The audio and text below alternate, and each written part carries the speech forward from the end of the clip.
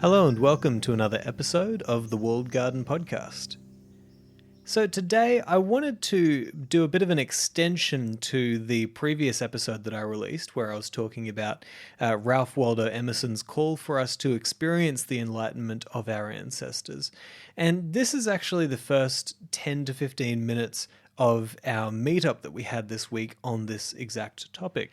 And the reason I want to release these first 10 or so minutes is because we actually took this opportunity to kind of go through how this idea from Emerson relates to our ultimate mission here at the Walled Garden, bringing you guys into our own adventure as we seek to cultivate our relationship with the divine, whether that is through Stoic philosophy or other philosophical pursuits that we're on.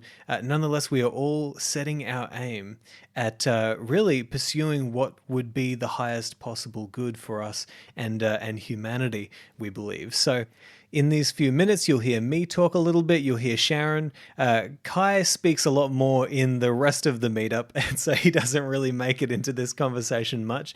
But nonetheless, I hope that you can identify with our mission here at the Walled Garden, and also hope that this is an adventure that you would be excited to go on as well. So I want to mention a couple of things before we dive into this little portion of today's meetup.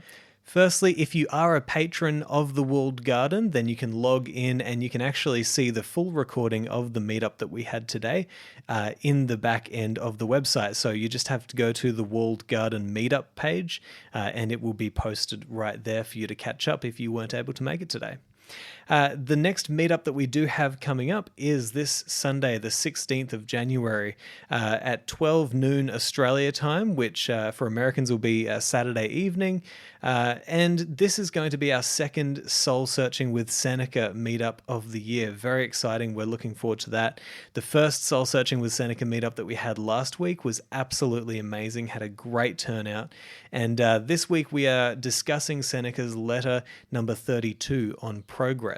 So if you're keen to come along to that, it's absolutely free. Just go to thewalledgarden.com/events and you can register for the event on that page, as well as the other events that we have coming up this month.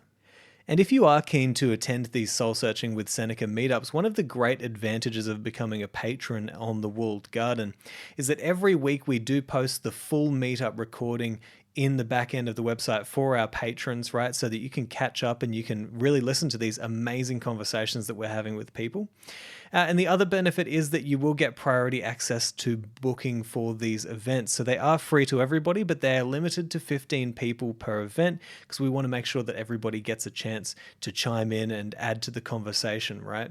So you'll get priority access to the booking. You do get access to all of the meetups on the back end, and if you want to be up to date with the Soul Searching with Seneca series that I'm recording, it's currently being released on all great podcast apps that you might have, but you will get the most recent episodes straight to the Walled Garden backend or to Patreon if you're over there as well. And the very final piece of information that I'll give you before we jump in is that Sharon mentions a piece of music in this meetup. That's because I've started the habit or the ritual of playing a beautiful piece of music before we start each meetup. This is a great way to get our minds and souls into the right gear to be talking about such matters. And the piece of music that she mentions, it's called Hymne à la Vierge by Pierre Villette. And I'm going to include a link in the show notes to where you can listen to that. And I highly recommend that you do because it's absolutely stunning. You will be taken to a whole nother world with this piece of music, and it'll put you in a beautiful frame of mind. All right, so thank you for listening to this big ramble before the episode. I apologize, it's taken me a while, but nonetheless, I'm excited for you to listen to this. I hope you enjoy it. I hope you get something from it. Use it in your life. Take this information and embody the wisdom therein, if there is such to be found. Okay, please enjoy.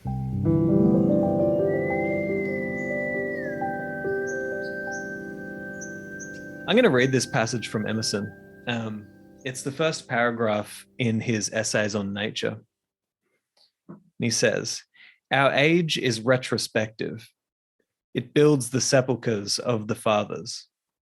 It writes biographies, histories, and criticism. The foregoing generations beheld God and nature face to face, we through their eyes. Why should not we also enjoy an original relation to the universe? Why should not we have a poetry and philosophy of insight and not of tradition? And a religion by revelation to us and not the history of theirs? Embosomed for a season in nature, whose floods of life stream around and through us and invite us by the powers they supply to action proportioned to nature, why should we grope among the dry bones of the past or put the living generation into masquerade out of its faded wardrobe? The sun shines today also. There is more wool and flax in the fields. There are new lands, new men, new thoughts. Let us demand our own works and laws and worship. So when I read those words, I thought, that is such a beautiful picture of what you, Sharon, and you, Kai, and I have discussed in terms of our ultimate vision for what we want to do with the walled garden, And I want to speak about this with you guys because it seems like there are so many interesting parallels between this time that Emerson was living in and the way that he describes it and the time that we're currently living in. We do live in a time, for example, we do write biographies and histories and criticism of our ancestors, right? But do we see many people coming forward who are having the experience of that enlightenment that our ancestors had as they walked in nature? As we read from Seneca how he's walking in this beautiful grove and he says, how could you look at the towering trees and this beautiful scene and the calmness of everything around you, and how could you not see that there is a deity amongst us in this scene? There's something so powerful about reading these accounts of coming into a communion with what is divine about us as human beings and about the complex world and reality that we live in. But I think that one of the great traps that we can fall into when we become students of philosophy is reading these texts as if they are kind of these artifacts, right? As if they are some sort of stale piece of information for us to kind of pick apart and think about intellectually and all of this sort of stuff. But what they really are, they are gateways for us to enter into that experience that those teachers had. And we always need to focus on them as gateways to that experience so that we can follow the path and experience what they experienced and feel the feelings that they felt as they were writing these things.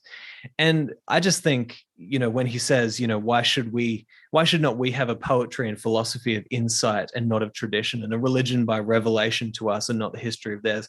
This is something that always kind of puzzled me when I was growing up in church, right? Because we obviously were studying all of these people. We claimed that there were once prophets, and we claimed that there were once these wise seers and these people who truly had divine connections with God and, would deliver these truths to the world. And you started to think, okay, well, hang on. Is that a human capacity, or was that like a moment in time where that once happened but now can no longer happen? But it seems like that's a human capacity, our capacity to be reunited with what is divine about us. The Stoics talk about this all the time, the spark of divinity that burns within us, that connects us to the whole and allows us to have an understanding of this strange reality that surrounds us. And so I think I wanted to first throw it over to you, Sharon, and then to Kai and Tomo. I want to bring you in here as well. Just to maybe expand on some of the things that you see in this passage, or perhaps in what I've said, and how you think this relates to what we're trying to do here in the walled garden, and the adventure we want to take people on. I'll throw it over to you, Sharon. Sure. One of the things that I get both from the text you read, your words, and the benefit of the music you played is the reminder of an idea that I have just decided to put my idiot faith in, which is that the sacred, that the transcendent is always right at hand. It's always right there. And it's not a historical artifact. You speak of these texts of philosophical luminaries and Emerson in particular as gateways, which indeed they are. What is amazing to me, or maybe sad, is how quickly or how easily we forget by committing our attention too much to the stories we weave around the mundane events of our lives. We forget that right now we inhabit the infinite. We are the infinite. And those are just crummy words. We don't want to get lost in words. But that music just shows us that in an instant, oh yes, we were there all the time saying hallelujah, whether that's the language of our heart or not. Yeah, that's such wisdom, Sharon. And you're right. Listening to that music, the great thing about music, and I'm sure you'll agree, is that you cannot deny the experience that you have when you're listening to music. You cannot go to a concert and not be taken into the trance of everybody who's there, into that hypnosis of when you're listening to this amazing thing happen on stage.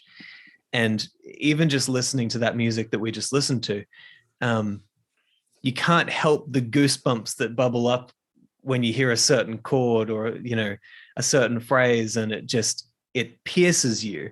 And there's something, see, that to me is the purpose of the artistic or the aesthetic, or, these beautiful things that we gather around us, these cultural expressions of the divine, is in participating with those expressions of the divine, we, like you say, we understand that it's available to us, and then we need to figure out, well, how can we be in that state more often? How can we experience that more often? Kai, I want to throw it over to you as well. Any thoughts there? I don't think I can beat what Sharon said, actually. Not that it's about beating what somebody says, but I think I will decline to comment whilst I ponder Sharon's thoughts. Yeah. Okay. Wonderful. Well, I'm happy with that. And I guess let me just take 1 minute then to speak directly to everybody who will listen to this on the podcast, because this is something that Sharon and Kai and myself, we spoke about a couple of weeks ago, because we've had some time now to, since starting the World Garden, we've had some time to reflect, to take upon, this feedback from other people who are kind of really supporting us in what we're doing, and people who are listening in, and people we're speaking to. We really want to, the World Garden will not be the same this month as it was 3 months ago, or 1 month ago, let alone. I mean, our job here is to constantly refine exactly what it is that is our ultimate mission here. And I think that there is a power in, coming back together and putting our ideas up against each other's ideas, and trying to figure out what is the ultimate thing that we want to help people with here. And we just decided that all of us really are seeking to embody the spirit of the Stoics, and not just to be students, and not just to be mere practitioners, but to have that experience that they had of this personal enlightenment, or eudaimonia, as they might say, right? And so whether we get that specifically on the Stoic path, or whether we're coming from different angles, what we all share is that common thread between us of being inspired by the Stoics and their pursuit of truth and wisdom and beauty, and And so we really want to help people to go along on that path, of really embodying that experience. And to us, seeing as we all share this common view that perhaps there is something divine about the human spirit, perhaps there is something divine about us as humans, and about this experience that we are having in our lives, maybe the most powerful adventure we could all go on, whether we believe in God or not, whether we, believe in the idea of divinity or not, perhaps we could all seek what is highest. And to us, it seems like that is the experience of the divine. So that's really the adventure that we are set to follow for the foreseeable future. So anyway, I'm gonna leave it there in terms of my own contribution. I want to open it back up to conversation here. You've been listening to the World Garden podcast. For more episodes just like these, or to join our community, go to theworldgarden.com. See you there.